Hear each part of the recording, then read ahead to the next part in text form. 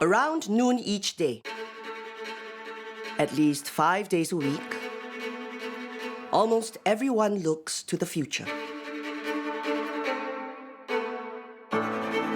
It drives millions into the veins of the urban jungle. They hunt. This mass urge, repeated over millions of hours, produced a culinary institution, the Hawker Center.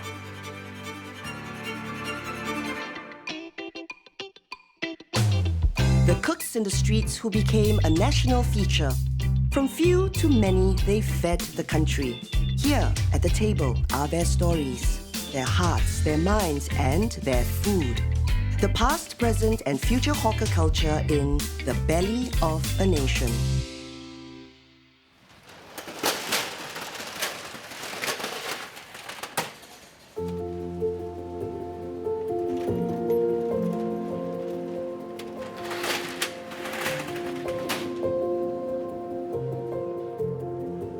Alan, Michael, and my name is Junjie.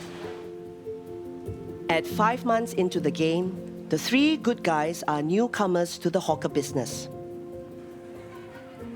Others in the center are already trading.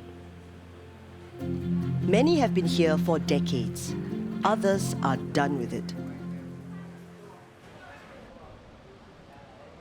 Three of us met actually at an advertising media company. So what we want to do is we meet and we feel that it's time to do something for ourselves. We think of a lot of things. We really wanted to come up with like some app development company or stuff. But at the end of the day, we feel that F&B is still one of our options that we actually want to go to. We actually come with a lot of different ideas like going into food courts, kopitiam or what. And ultimately, we still want to go, why not let's go into the hawker first. We have zero experience, okay? So what we actually want to do is, let's start from the ground level, which our grandfather generation, they actually started from hawker itself. And we actually do realize that actually now there's actually not a lot of youngsters actually come into the hawker. For the boys, all is fresh, new, and exciting. So is their menu. Something untraditional, an import called Mala Xiang Guo. In the last 5 years, this species has built an inroad into Singapore. It celebrates the Sichuan peppercorns and its numbing sensations. We understand that mala hotpot is actually a Chinese cuisine. Instead of doing just the typical mala hotpot, let's do something else. So we actually do a lot of research during that 1 year, and we actually found that, salted egg is very delicious, it's very nice. So we think, why not let's fusion salted egg together with the mala hotpot style. We actually tried a lot of time, like at my house actually. So we did like trial session again and again, like throughout the 1 year. So until we, finally get it done, like, this is the way we want to do it. So when the first time we came here, so we did exactly the same thing. We turned on a fire and whole thing was burnt. Because the type of fire, like the stove is different. Since Mala Xiang Guo isn't really breakfast food, the boys have 2 hours to prepare. Among the three of us, honestly speaking, I do not do any household chores at all, even like cooking. So I did learn a lot ever since I started this industry. From someone who doesn't know even how to cook a scrambled egg. Their dish may not be classically Singaporean, but their profession is a tradition that goes back many centuries. It's a job fraught with questions, particularly the big one. What is the future? A question repeated time and time again, in and out of centuries. In order to survive, many immigrants became hawkers.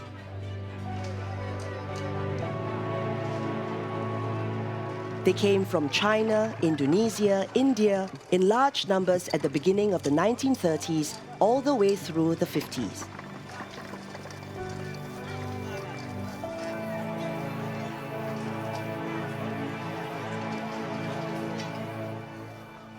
And it's during those decades that quintessentially Singaporean dishes were born.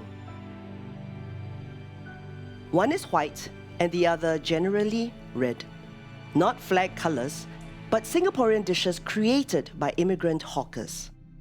The kueh tutu, also known as tutu kueh, began as sang kueh.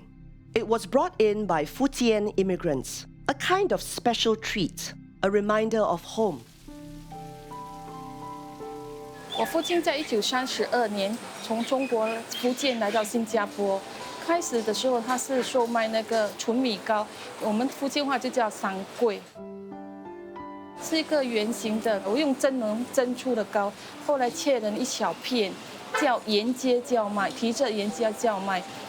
他们在中国的时候是有卖这个米糕三桂，所以来到新加坡之后，他们就是根据他们自己的本行再做回。As in sang kueh, the flour is normal rice that's moistened with water and sieved. With this mix, Tan Bi Hua's father and friends molded into existence a thing of beauty and substance. 他们就演变，后来也用模型来制造那个糕点，同样是用米粉来做，但是里面加了椰子和花生，而且用了那个斑斓叶来提香，使它成为比较有南洋的风味。我们就把它叫做嘟嘟糕。为什么把这个叫嘟嘟糕呢？是因为我们当年在蒸笼的时候，它蒸汽发出的声音有嘟嘟的声音，所以我们就把它叫成嘟嘟糕。Kueh tutu's similarity to the Malay putu piring can't be ignored. Made with rice flour, it's shaped with a mold resembling a small dish, which is what piring means in Malay. The filling is grated gula melaka. Then it's steamed. Then it's flipped onto pandan leaves. Then a shower of grated coconut. Then it's eaten with a spoon. Putu piring may have been adapted from the Indian putu mayam. Some call it kutu mayam, or putu mayang, or kutu mayang. From South India, where it's called idiyappam. Rice dough is squeezed to resemble bihun or vermicelli. Putu mayam is served with shredded coconut and granulated sugar dyed red or orange. These used to be sold by hawkers who travelled with trays on their heads. Kueh tutu, however, was sold on a pushcart. Bi Hua's brother Cheong Chuan created the electric steaming system. With a pushcart first, then mobile tricycles, Kueh tutu got around the island. 一般上白天的时候是沿街叫卖，如果晚上的时候会有那个，就是那个西宴有那个半夜场的话，他会去到那个半夜场门口卖。我们也曾经在那个大世界娱乐场，还有金世界，还有繁华世界门口售卖嘟嘟糕。1973年，政府要我们搬迁，后来他就分配这个小贩中心给我们。我们在这里已经有差不多40年的历史了。Bi Hua is now on her own, left to run the business after both her father and brother passed away. She gets a helping hand from her sister-in-law, which she will need today. She's just received a call for 200 kueh tutus to be done in 2 hours.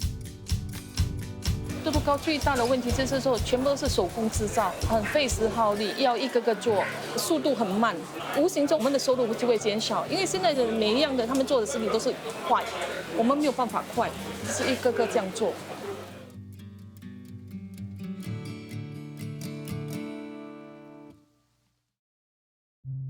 On the brighter side of the color spectrum is Indian Rojak. Year and place of birth, near the old bandstand in Waterloo Street, sometime in the 30s. But that could just be an urban legend. What's for certain, it's a Singaporean creation. It's from Singapore itself. My ancestors from India, they came over to Singapore. They realized that Chinese have their Chinese Rojak and Malay have their Malay Rojak. So we wanted to have something for ourselves, and that's when they come up with Indian Rojak. Waterloo Street Rojak was already famous in the 1950s. A hawker named Chinaya Pillay sold tauhu udang, that's prawns in bean curd, sotong, potatoes, and boiled duck eggs. Those days, my father said that Indian Rojak used to have lettuce, but now nobody is doing it. Initially, they didn't give the sauce as a separate dipping element. They mix the sauce together, so it's just easy for them to manage. Abdus Salam is a second-generation Rojak seller with a stall named after him. His recipe contains a part of that Waterloo Street heritage. So those people who are running on Waterloo Street Indian Rojak actually were friends with my father, and from then they shared the recipe, but not the entire full recipe. They just teach the basic, and then from there my father improvised himself to add in more items to the gravy, especially the gravy, because that is the most important element in Indian Rojak. Sauce actually quite similar to a satay sauce, because satay sauce also have the base as peanut and gula melaka. That's actually sweet potato. That is the basic, that's actually the thickener of the sauce. And we have additional special ingredients. That's actually my father's secret recipe. Rojak means mixture. Indian doesn't necessarily mean it's from India. Some people ask me, Indian Rojak, does it come from India since it's Indian Rojak? But then I told them it's not. India don't have. India, they have like chili fritters. And then we have the dal vade. That's actually one of the popular item in India. They wanted to have that because in India, it's one of the street snack. It comes with dipping sauce. Over time, the original vade was joined by a full orchestra of battered companions, adaptations from other cultures. The Chinese tauhu, the Malay tempeh, cuttlefish, all brought together by a rich sauce, becoming a truly Singaporean concoction. Many local Indian hawker dishes are cooked by Tamil Muslims. Southern Indians were early immigrants to Singapore, and many survived through selling food. Over time, their South Indian tradition absorbed influences from other cultures, producing fusion food like mee goreng. Somehow they put the mutton in mama mee goreng. The Malay mee goreng, they put the prawns, tahu, the sotong. Like that. Indian or mamak mee goreng is fried with fresh mutton straight from the market. We take one piece, we hang in the cook. Later, you want to order mee goreng or mutton chop, we cut on the spot. Then we make it small pieces, use on the spot. After that, we never use the tulang, we throw. Years later, the bone discards would become a made-in-Singapore star. Abu Bakar took over from his father, an early Indian immigrant who turned to street hawking to survive. Today, son-in-law Nisa works alongside.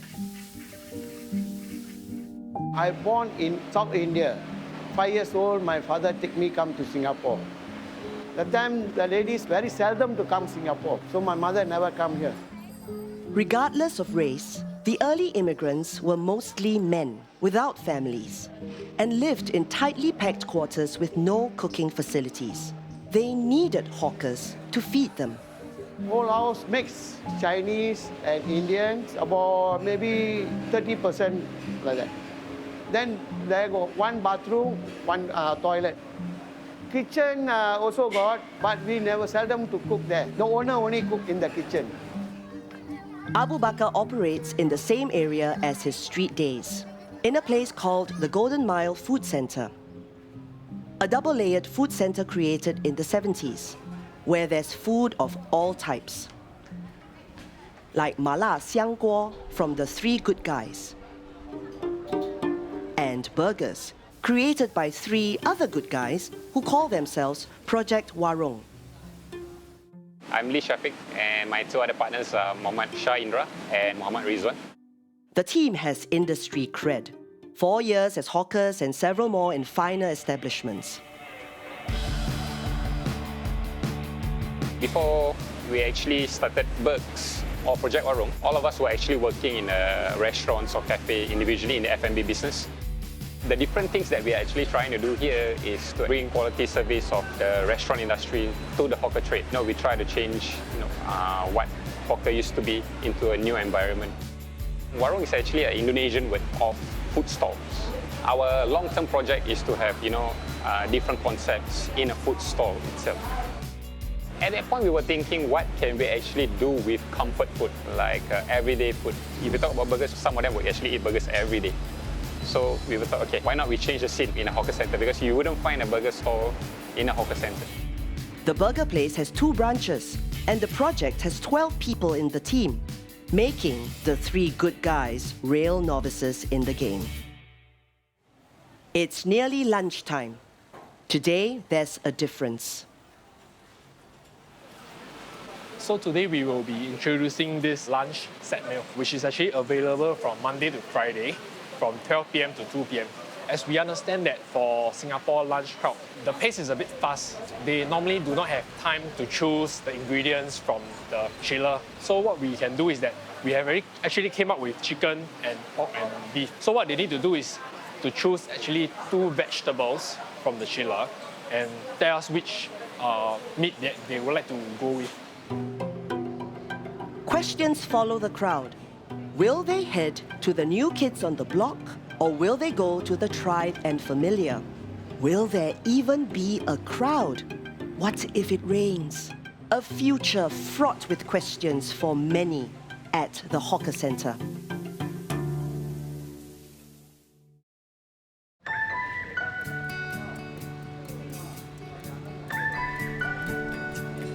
Lunch is over. Our good guys are on the run. To us, it's always constant challenges that we have to rectify. Sometimes there's a big flow of crowd. Sometimes there's a slow flow of crowd. And you have to remember the meats and everything, we cannot overorder. So overorder means there will be wastage of food and expenses. Their set lunch idea has paid off and stocks are low for dinner service, which is why they are on the run. Initially, we get all from supermarkets. So we do understand the cost might be slightly higher. So what we actually do is we went to look at their packaging, their contact number, and of course by some network, because last time we used to do corporate sales. And we are actually able to get some of the contacts, get all the supplies, better cost, and even fresher, like quality and stuff. Many hawkers make arrangements with their own suppliers. The orders are delivered sometimes on a daily basis. One tip, if you see packages hanging around, it's likely the hawker will do business that day. A common, sometimes overlooked ingredient is taugeh or bean sprouts. Very perishable, it has to be delivered daily. Supplying to hawkers for decades is Chiam Ju Seng. They've been sprouting their business since the 60s. From the rural parts of Singapore, the company supplies taugeh to restaurants, supermarkets, and hawkers. One of the very few farms remaining on the island. Which wasn't the case in pre-refrigeration days like in the 50s, when farms were plenty and farmers peddled their own produce. They intermingled with cooked food hawkers who bought supplies from them. I remember certainly as a child that when I went to Tiong Bahru, you would have the itinerant hawkers selling their fresh foods alongside the itinerant hawkers selling their cooked foods, remembering that this was a time when refrigeration wasn't altogether that common. So that co-location has now taken on a different form. The fact that you have a vibrant fresh market next to a very vibrant hawker centre is very often paired with an open space close by where there are all kinds of activities. Marketing was a daily activity in the 1950s, and with the demand came the supply. That decade saw the hawker population shoot up to 30,000, which included both fresh and cooked food hawkers. In fact, at that point in time, there were so many hawkers on the streets that they were deemed a little bit of a nuisance, that they were causing traffic congestion, there were hygiene issues and so forth. So the municipal government at that point in time was actually quite vexed about what to do with these hawkers. A commission report led to some form of decision. It recognized that the hawkers were needed to feed city workers, but they were to be swept off the main streets and into side and back lanes. To give hawkers more options, the municipal authority built shelters in open spaces for hawkers to congregate. Some of the older hawker centres today sit on the former sites of these original shelters, like Tiong Bahru Market. At 30 Seng Poh Road, some hawkers even built their own stalls using thatch and wood beams. It opened for business in January 1951. Seng Poh Market was one of the earliest 6 public hawker shelters in the city. But elsewhere, many other shelters were set up by private landlords. Out in Joo Chiat, for example. They quarter on our land, and we didn't want to drive them away, but we asked them to pay 30 cents for a day, and they were quite happy. It's like a wet market as well as a hawker center. They were selling vegetable, fish, fresh from Marine Parade, and also pork from abattoir, and some they slaughtered illegally. And besides those, there were cooked food stalls. Philip Chew is an active retiree. For decades, he was a public health inspector. In other words, a tegu. Tegu let out. Tegu is Hokkien, te is land, gu is cow. How it came about, I don't know. Tegu meant the law. And as far as the hawkers were concerned, it meant people like Philip, who checked for licenses and food handling methods. When there was a vacancy for public health inspectors, I applied and I got it. Public health inspectors' job varies because there are so many departments. For example, abattoir is one of them, where I did meat inspection for a few years. I was in the enforcement as well. I have a number of hawker inspectors to go around inspecting licensed premises, checking hawkers for food handling, food hygiene, insect infestation, and of course, we also do raiding of unlicensed hawkers. In the early industrialization of Singapore, there were a lot of factories, but lack of eating outlets. And as a result, a lot of illegal hawkers capitalized on this. And during lunchtime, they were already waiting at the gate, waiting for the workers to come out here. There are thousands of workers. And it's very hard for us to raid them too, in spite of the escort by the police. But because of the crowd and the illegal hawkers, some they were armed. So even the police were scared, tell us, quickly get the thing done. We know we cannot offend the hawkers. On one occasion, inspectors, they didn't offend hawkers, but just asked him to comply, and he wasn't happy, and he used a knife to stab him.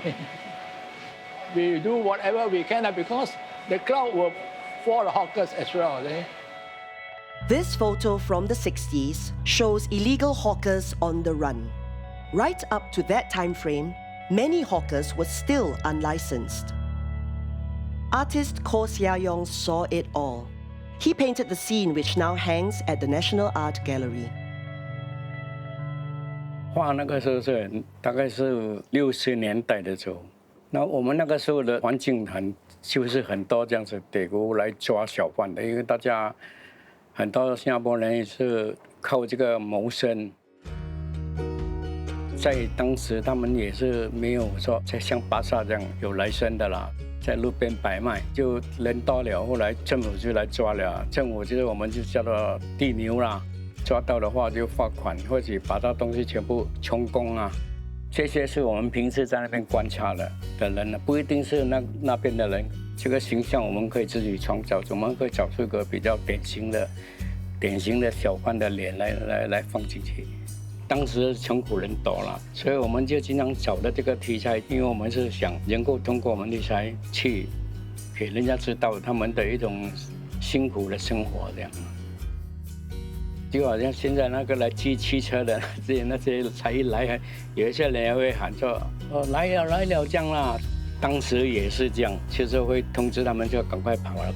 或者马来也有嘛，除了拉档、那个拉力，那个本丁我就用来了做我的台灯。 These are vestiges of the past, because within a decade or so, the days of roving hawkers would come to a definite end.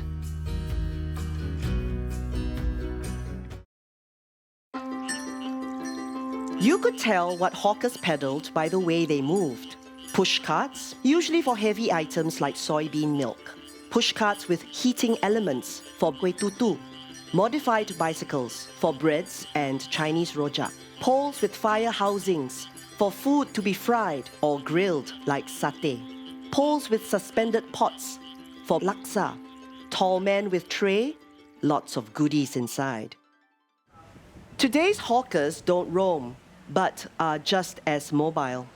Break, or we'll sit down here, When there's customer, we will take in. When there's no customer, we'll probably sit down there, play a little bit of mobile game. You know, you can actually mingle around with your neighbors, learn their products, you know. We actually have a lot of friendly neighbors around. So we actually went to the Indian store to cook our own mee goreng. They actually taught us a lot. So he actually taught us how to cook, actually what are the ingredients inside to fry the mee goreng and everything. How the vegetables should be peeled, how to recap, you know, how our arrangement of our, operation should be like, how the wok should be placed. Sometimes, community bonding leads to serious relationships. One gave us the Ang Mo Kia. Prem Prakash Singh. Everybody call me Ang Mo Kia because I look like Ang Mo. Prem makes Teochew fishball noodles. His sister Eileen helps. They are a Bengali-Chinese mix, but grew up with a Teochew stepfather who married Prem's mum, a fellow hawker. At first, my stepfather have a shop on the right-hand side. My mother have a shop on the left-hand side. Robinson back lane called Sisi Street behind the Shinju Jipo back lane. They sell the same fishball noodle. At the time, we get a license from the back lane from the government, MOE. So we pay $10 per month. We operate from morning 8 o'clock to 2 p.m. Then we close our shop. So we push outside illegal to sell for another few hours. I don't want to study, I don't like studying. So my mother said, if you don't study, you can learn something.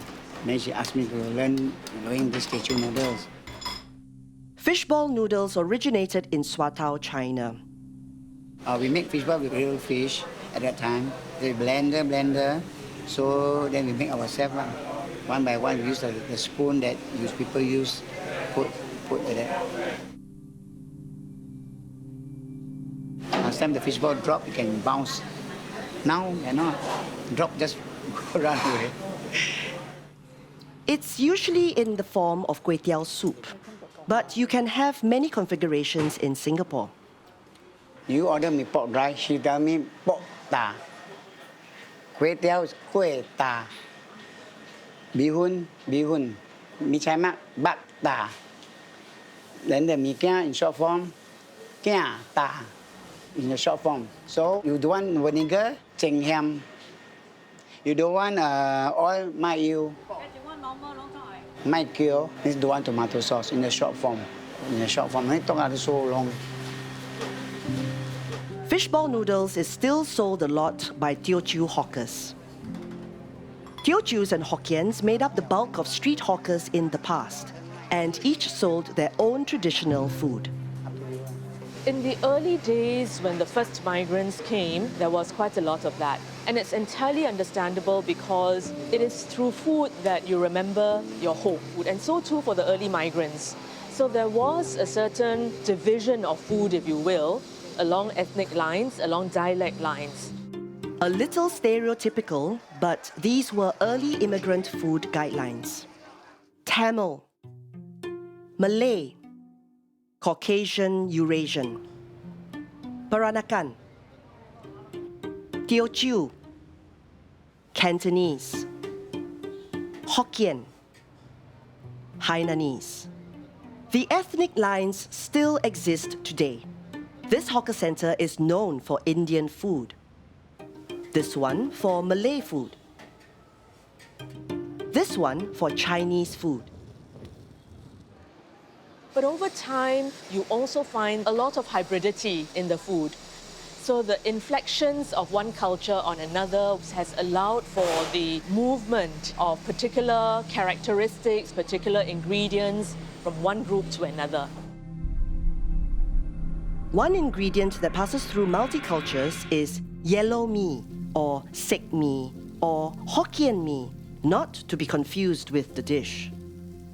Made with wheat flour and yellowed by alkaline salt, the noodle is a specialty of the Hokkiens. Emerging from Chinatown's Hokkien enclave, the noodle was used in soupy prawn mee, also known as hae mee. The essence of the dish lies in the soup stock, made of pork bones, skin, and prawn heads. Prawns shell, the head, because of the go Yeah, so it brings out the sweetness, and we believe in only using wild-caught sea prawns. Hae mee was eaten usually after midnight. Today, it's cooked after midnight by a young lady, and she's Hokkien. I know of a few hawkers selling prawn noodle. They are also Hokkien, and we actually got the same surname as well. But more about her later. Hokkien mee is sometimes confused with the version cooked by the Teochews. It's also known as Teochew Hokkien mee or Rocho mee, named because it was created in the area by Teochews, if you believe urban legends. Curiously, many older generation hawkers of this dish are Teochews, like Mr. Chia. Chia sum kia, chek chak chek, tang nang, amo chek chak lak. The Teochew Hokkien mee uses the same broth as hae mee. Chap ane lo ngau la, la la, ka tang kuk ba poe, e ka. Mixed with bihun and fried with gravy incorporated. No soup to be found. Served with sambal chili and a squeeze of lime. A slight Peranakan Eurasian tweak.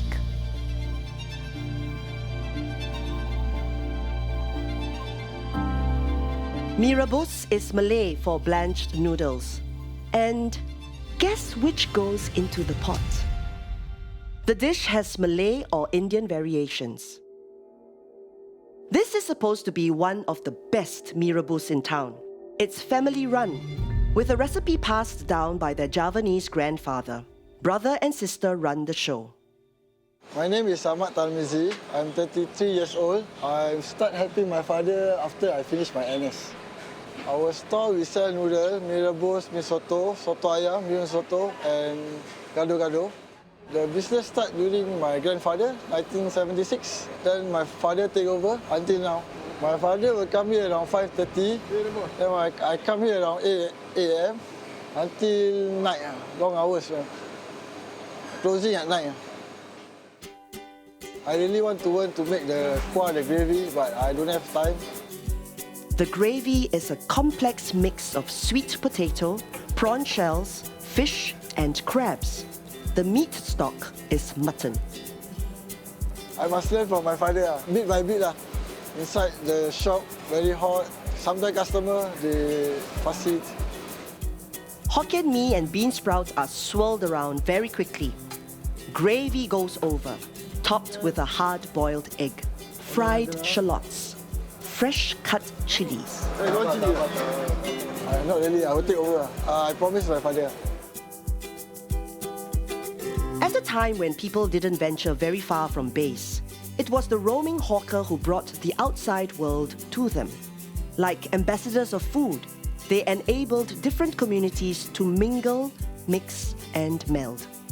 Because you have itinerant hawkers who, precisely because want to sell their food to as large a clientele as possible, would travel from location to location. And while in the past there was a certain ethnic and dialect segregation, the itinerant hawkers didn't stop within their locality. They would move to other localities. So I think the first introduction to other foods came about with the itinerant hawkers.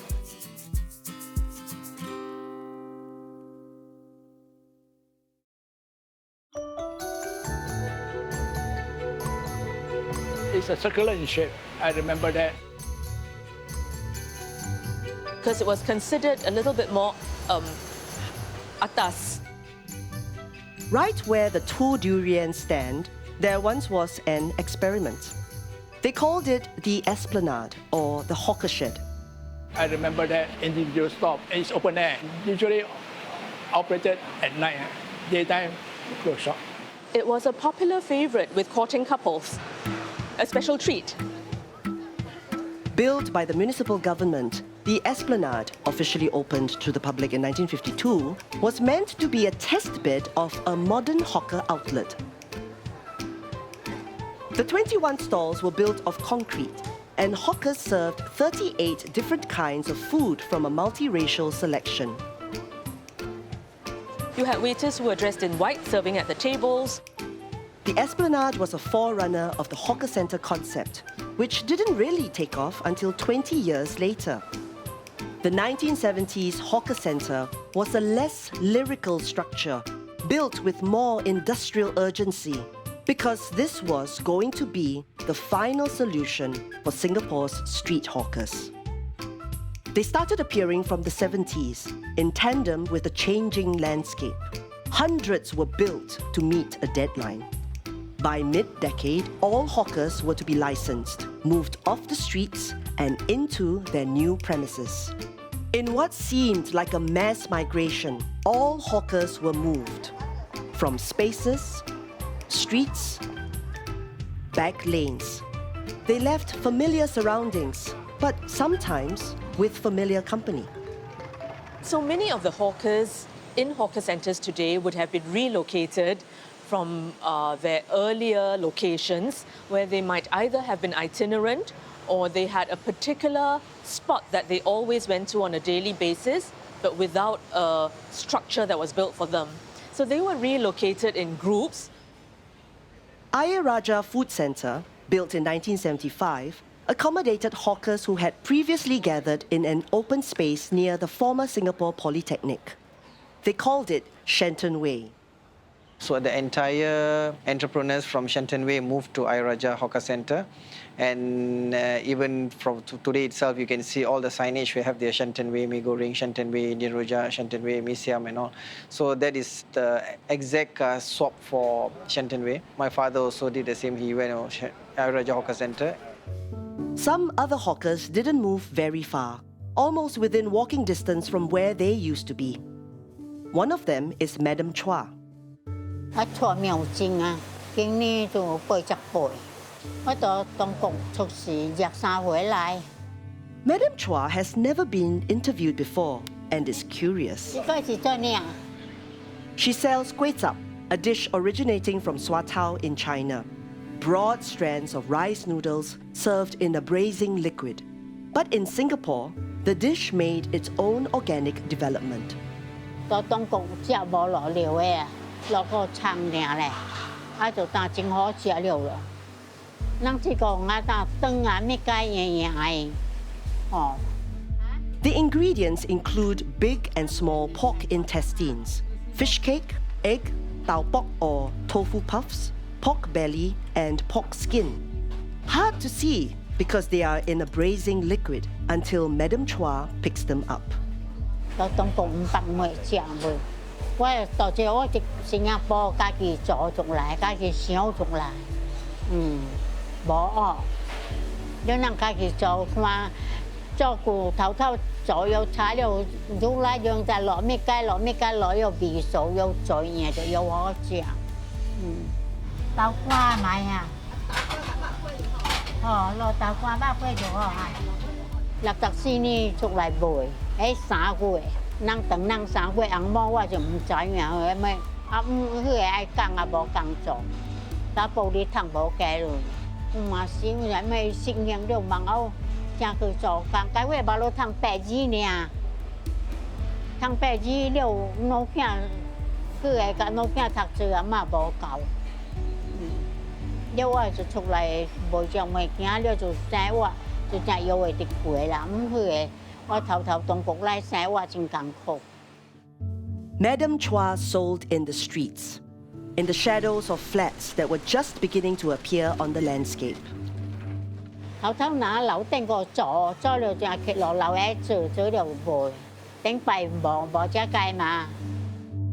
stall was a fixed pitch. 你話是地區來，唔係無變做地區來嘅烏公誒，你烏公古啊拜啊！ 你人遐趕開趕了，走人無趕，你就見佢像這種賣無幾鐳，賣10塊1塊呢。你烏公咧15塊啊，你就呢個半價，而家落去烏公去。有人烏公10塊，有人烏公15。到這個就無來先搬，佢個就無聊咯。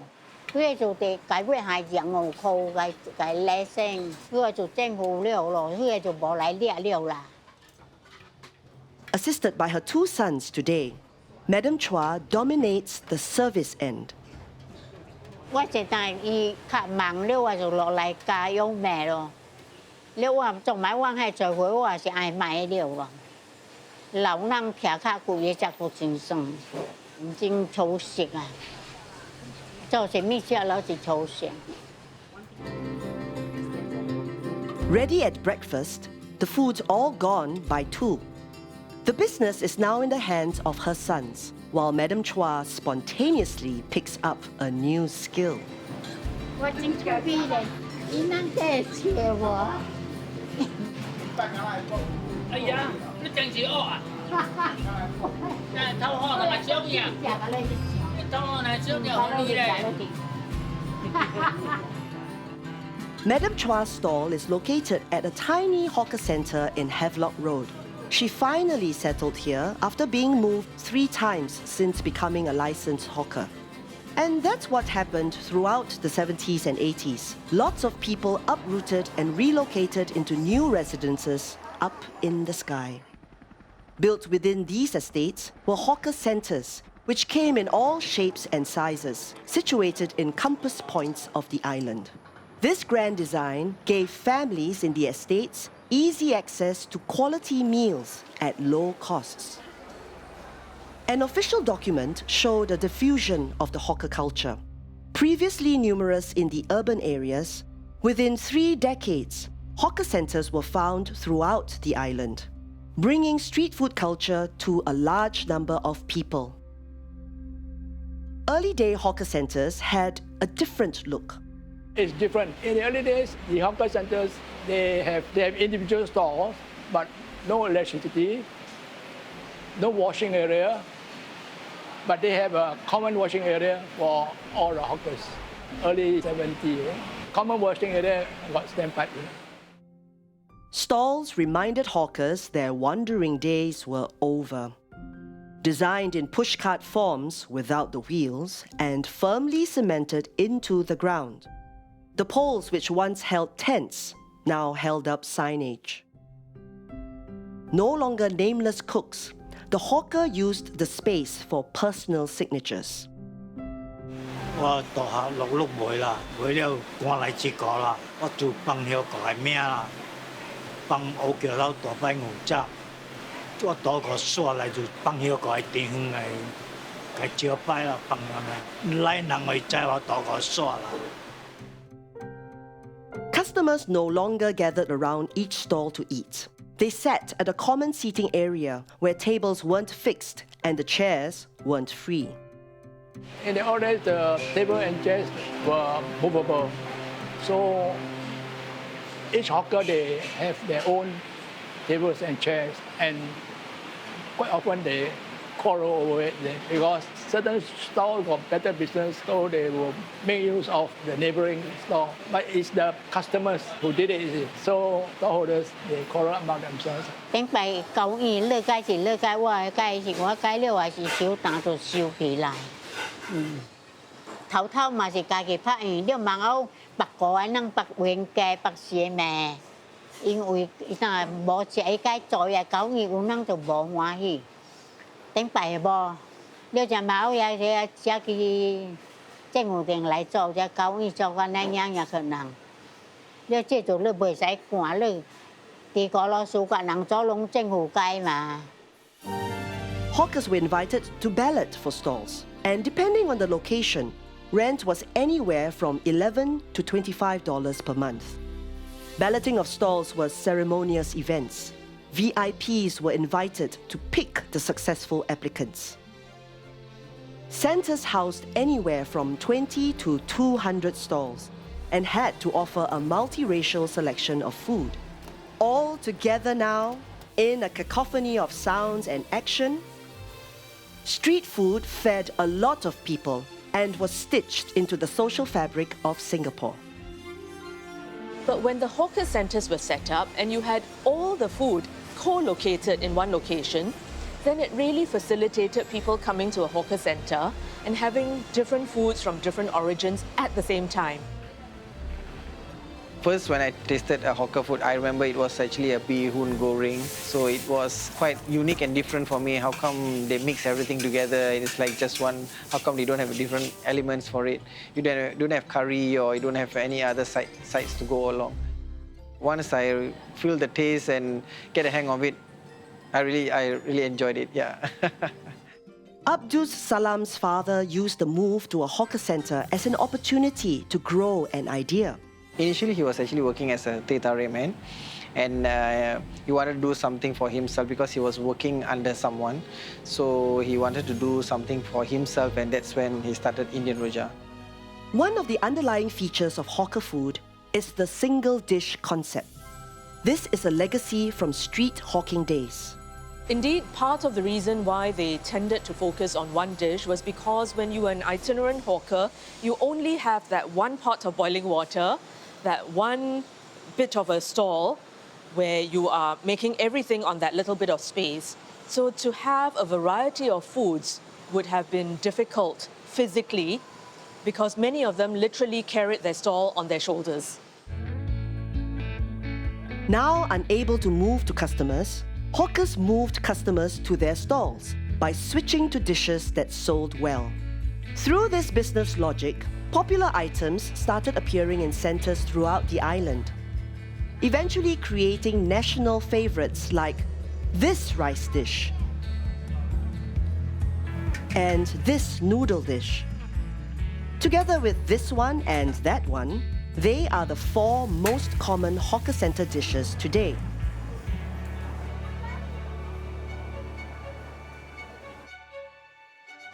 The hawker center, social leveler, made available food from different pockets of society and cultures. The food we eat reflect desperate times, new hope, individual ethnicities, and a sharing of ideas. A paradigm shift of street food culture, the hawker center was showcased to the world. It sustained a new generation and then was rejected by the next. As older hawkers leave the scene, what is the future for those waiting in the flanks? Our story about the next generation continues in Belly of a Nation.